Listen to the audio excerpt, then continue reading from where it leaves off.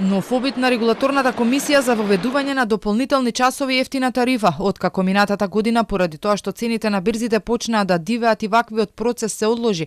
Сега повторно се прават анализи дали од кога би можело да се прошири периодот на ефтина струја. Анализите се прават, но најчиста слика за целата состојба би имало од есен. Постои можност во текот на денот да се зголеми бројот на часови на ефтината тарифа, но за сметка на намалување на ефтината тарифа во периодот од 22 до 24 часота. Знаеме дека веќе имаме стегнати навики на граѓаните, така да за тоа ги правиме овие анализи и понатака ќе соопштиме некаде во септември по консултации со ЕСМ и со Евана Холм како ќе постапиме во наредниот период. Од регулаторна вела дека изминатиот период добиле околу 500 жалби за сметките за струја. Најавија нов начин на читање на борилата со што би се истиснале паушалните сметки. Се задолжува операторот на дистрибутивниот систем еднаш месечно да ги чита броилата.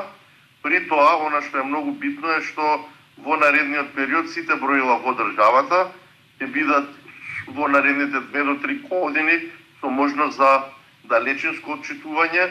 На крајот на минатата година имаше обид да се зголеми периодот на користење ефтина струја, но цените надминаа 100 евра за мегават час. Кај нас и во другите земји од регионот беа далеку повисоки од некои држави од ЕУ, па се затвори можноста за ваквата поволност. Се прати и писмо до Европската енергетска заедница за состојбата со цените. Оттаму одговорија дека ваквиот распон помеѓу државите е затоа што во регионот енергетската поврзаност е полоша, но со ваквото објаснување од регулаторна не се согласува. Во моментов цената на струјата на берзата Хупек се движи околу 100 евра за мегават час.